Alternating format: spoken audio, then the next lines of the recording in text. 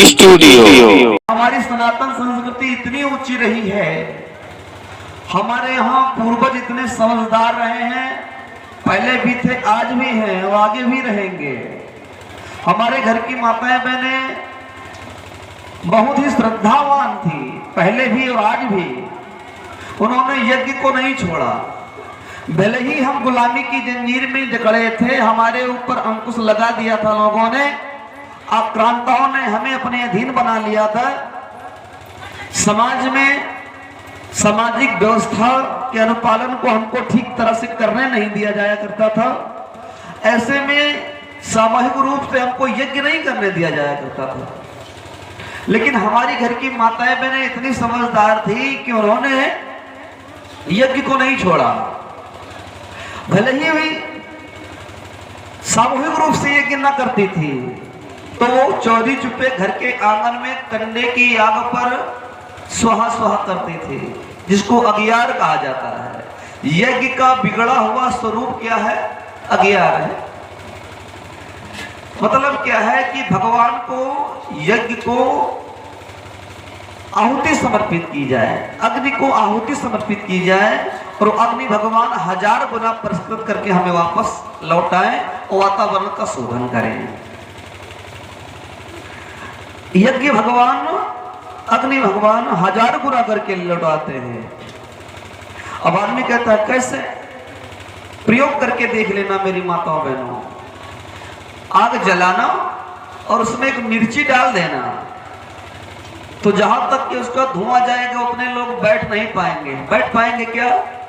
बैठेंगे? बताओ। आग में मात्र 1 2 3 मिर्ची डाल देना, उसका धुआं निकलेगा, आप बैठ नहीं पाओगे जहां तक के जाएगा। और उसी में घी डालना,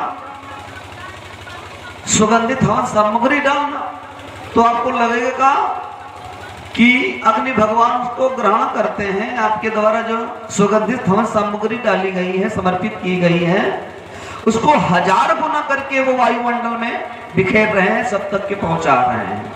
और इसका प्रभाव ये होता है मेरी माताओं बहनों भैया लोगों, कि जो मानता है यज्ञ को उसको तो लाभ मिलता ही मिलता है, लेकिन जो नहीं मानता है, जो नहीं करता है, जो कहता है कि इससे कुछ नहीं है, उसको भी लाभ मिलता है। वायुमंडल में फैल करके अग्नि भगवान विषाणुओं का नाश करते हैं और वातावरण को शुद्ध करते हैं, सकारात्मक ऊर्जा का संवर्धन करते हैं। हमारे देश संस्कृति में इस समय कुरीति और बुराई संव्याप्त है कि हम जब तक के तर्क तथ्य और प्रमाण के आधार पर सिद्ध कोई बात नहीं होती है, तब तक हम स्वीकार नहीं करते।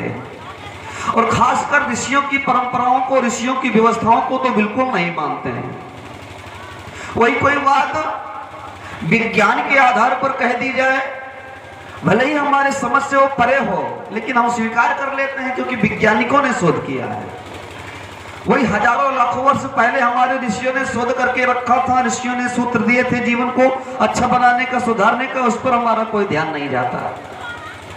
इस यज्ञ के बारे में भी ऋषियों ने 1000 वर्ष पहले शोध किया था, हजारों लाखों वर्ष पहले शोध किया था कि वायुमंडल को शुद्ध करना है तो यज्ञ करो, बीमारियों को नाश करना है तो यज्ञ करो।